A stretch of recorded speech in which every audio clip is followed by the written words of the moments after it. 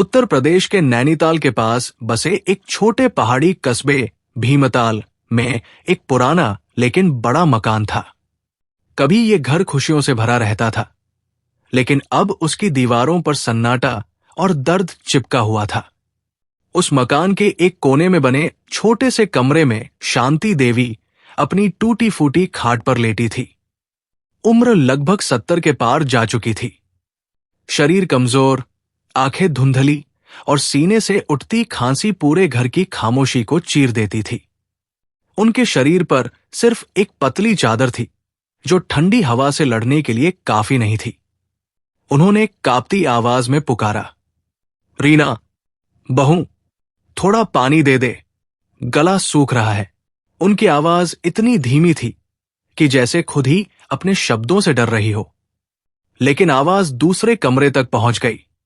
वहां उनकी बहू रीना आराम से मोबाइल पर वीडियो देख रही थी।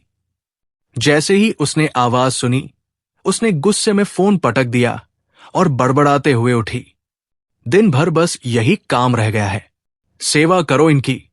वो कमरे में आई, लेकिन हाथ में पानी का गिलास नहीं था, बल्कि कुछ कागज थे। उसने आते ही कागज शांति देवी के सामने फेंक दिए।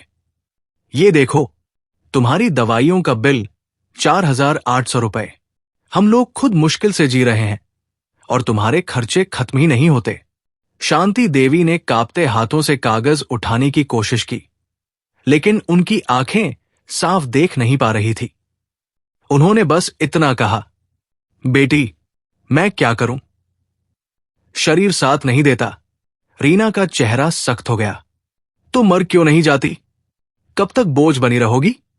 ये शब्द सीधे दिल में चुभ गए, लेकिन शांति देवी चुप रही, क्योंकि अब दर्द सहना उनकी आदत बन चुका था। उसी समय दरवाजा खुला और उनका बेटा राकेश ऑफिस से घर आया। वो कमरे में झांका, अपनी मां को देखा, लेकिन उसके चेहरे पर कोई दुख नहीं था। वो सीधे रीना के पास गया। अब क्या हुआ? रीना ने तुरंत शिकायत शुरू कर दी, मैं अब और नहीं सह सकती। या तो ये इस घर में रहेंगी या मैं। राकेश ने एक नजर अपनी मां पर डाली, जो चुपचाप सब सुन रही थी। फिर ठंडी आवाज में बोला, तुम सही कह रही हो।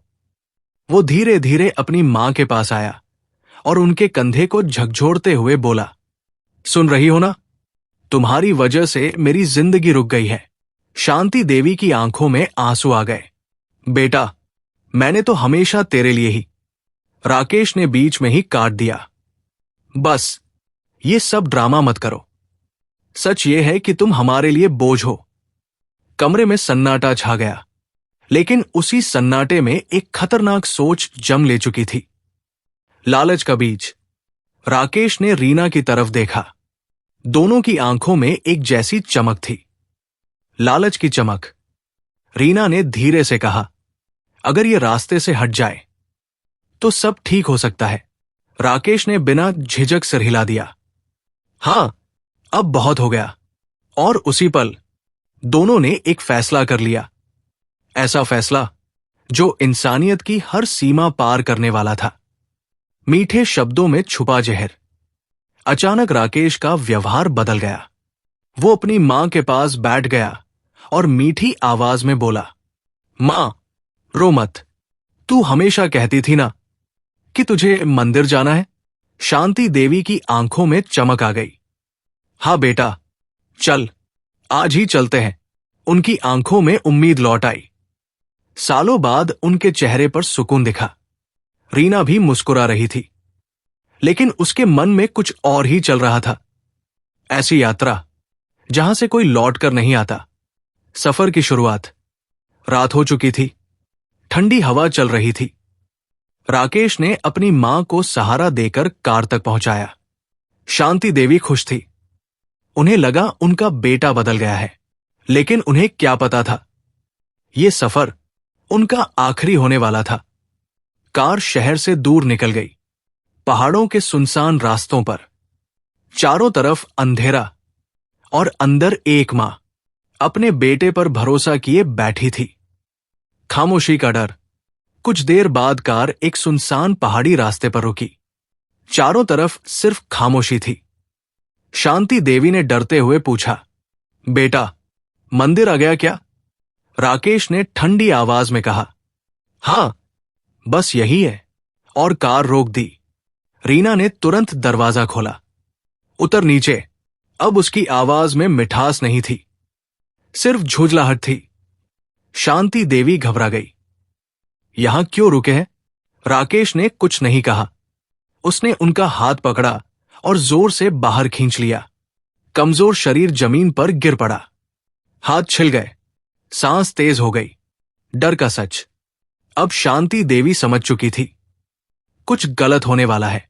राकेश, क्या कर रहे हो बेटा? राकेश उनके सामने खड़ा था, लेकिन उसके चेहरे पर बेटे का प्यार नहीं था। डरना चाहिए मां, क्योंकि आज सब खत्म होने वाला है। ठंडी हवा अब और तेज हो चुकी थी। पहाड़ों के बीच वो सुनसान जगह किसी डरावने सपने जैसी लग रही थी। शांति देवी अब पूरी तरह डर चुकी थी। उनकी आंखों में आंसू भर आए। राकेश, मैं तेरी मां हूं, ऐसा मत कर बेटा। लेकिन राकेश के चेहरे पर कोई भाव नहीं था। रीना झुंझलाकर बोली, बहुत हो गया ये ड्रामा, जल्दी खत्म करो इसे। शांति देवी घुटनों के बल बैठ गई। उन्होंने कांपते हाथों से राकेश के पैर पकड़ लिए। मैं कहीं नहीं जाऊंगी, कुछ नहीं मांगूंगी, बस मुझे यहां मत छोड़ो। उनकी आवाज अब टूट चुकी थी, लेकिन उस आवाज में एक मां की आखिरी उम्मीद थी, इंसानियत का अंत। राकेश ने एक पल के लिए आंखें बंद की, लेकिन उसमें पछतावा नहीं था, बस झुंझलाहट थी। उसने झटके से अपनी मां के हाथ छुड़ाए। अब बहुत हो गया।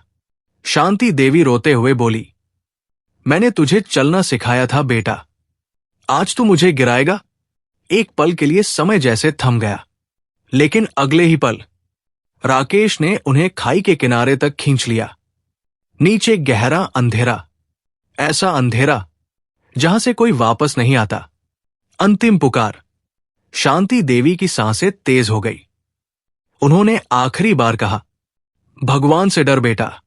लेकिन राकेश ने बिना कुछ सोचे पूरी ताकत से उन्हें धक्का दे दिया।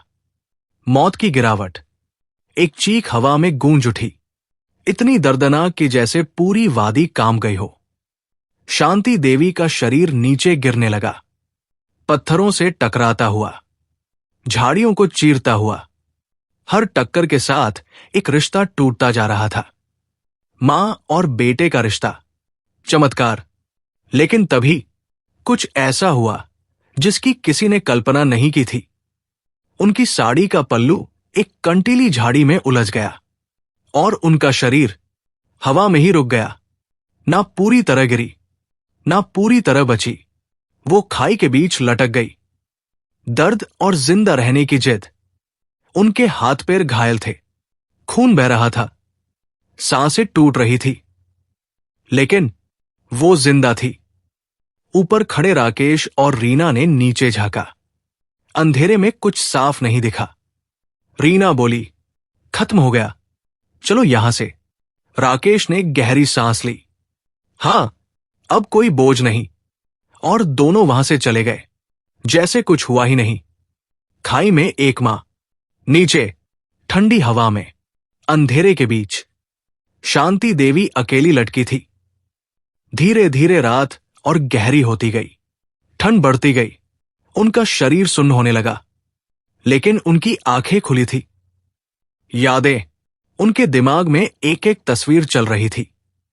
राकेश का बचपन, उसकी पहली हंसी, उसका पहला कदम, और वही हाथ जिसने आज उन्हें मौत के हवाले कर दिया। उनकी आंखों से आंसू बहते बहते रुक गए। अब वहां सिर्फ खालीपन था, बदलाव।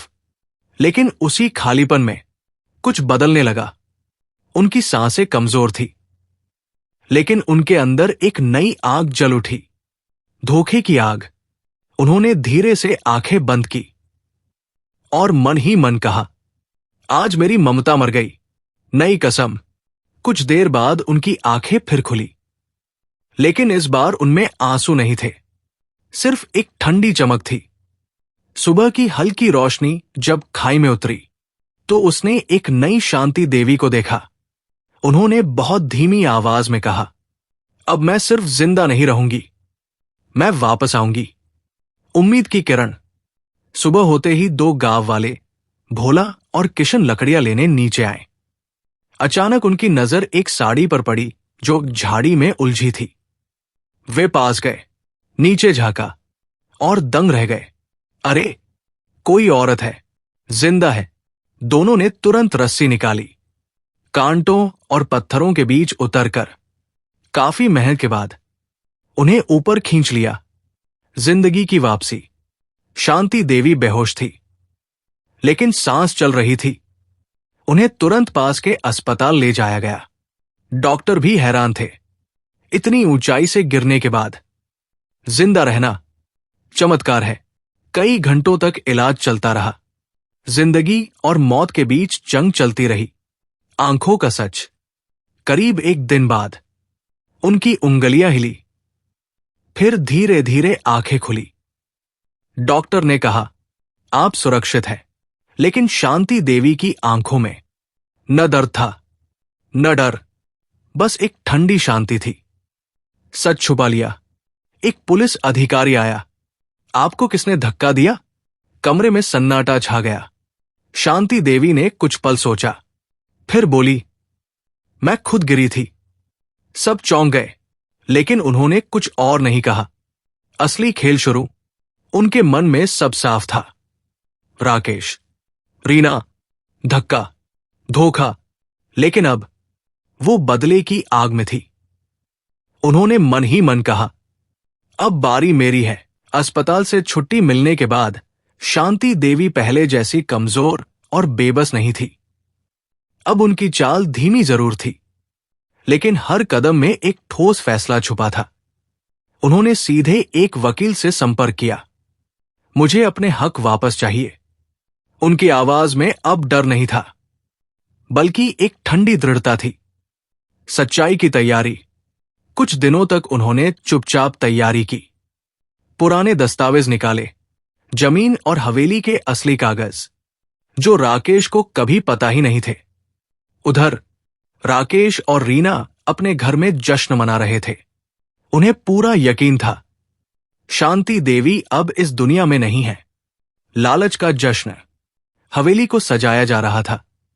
मेहमान बुलाए गए थे, क्योंकि उस दिन हवेली का सौदा होने वाला था।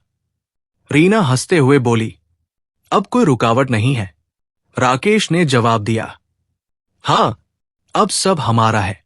दोनों की आंखों में खुशी नहीं, बल्कि लालच चमक रहा था। अचानक एंट्री। तभी हवेली के बाहर एक काली कार आकर रुकी। शुरुआत में किसी ने ध्यान नहीं दिया, लेकिन जैसे ही दरवाजा खुला, एक सफेद साड़ी पहने महिला बाहर उतरी। हाथ में लाठी, चेहरे पर अजीब सी शांति। पूरा माहौल धीरे धीरे शांत होने लगा। मौत से वापसी। जैसे ही वो महिला अंदर आई, सबकी नजर उसी पर टिक गई, और जब वो करीब आई, सबके होश उड़ गए। वो शांति देवी थी, जिंदा और पहले से ज्यादा मजबूत। डर का सच। राकेश के हाथ से गिलास गिर गया। ये कैसे हो सकता है? रीना पीछे हटने लगी। नहीं, ये नहीं हो सकता। उनका चेहरा डर से सफेद पड़ चुका था। सच का सामना। शांति देवी उनके सामने आकर खड़ी हो गई।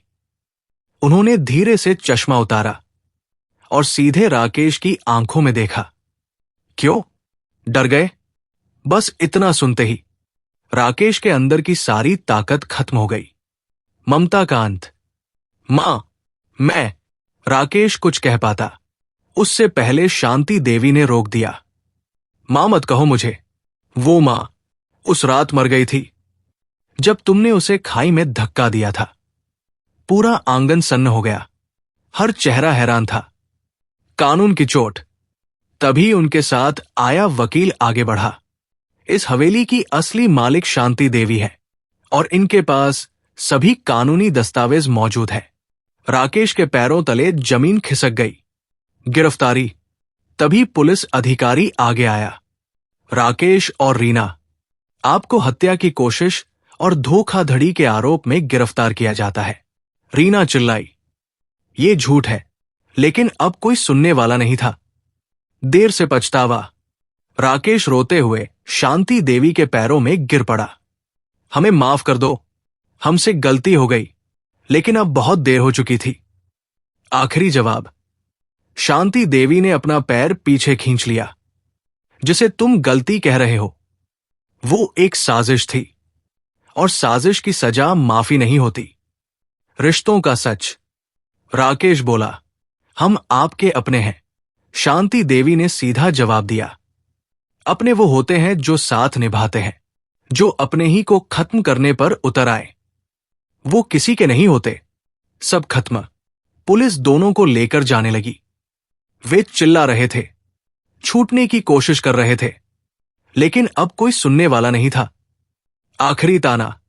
जाते जाते शांति देवी ने अपनी साड़ी से एक सिक्का निकाला और राकेश की तरफ फेंक दिया। ये उस सफर का किराया है जहां तुम मुझे छोड़ आए थे।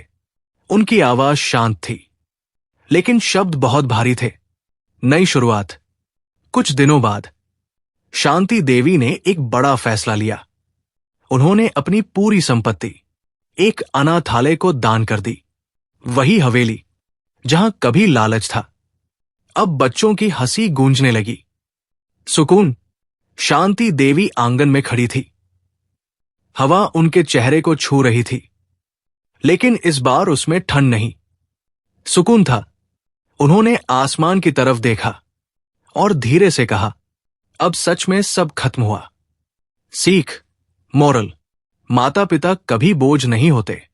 लालच इंसान को जानवर बना देता है, और कर्मों का हिसाब यही इसी जिंदगी में पूरा होता है।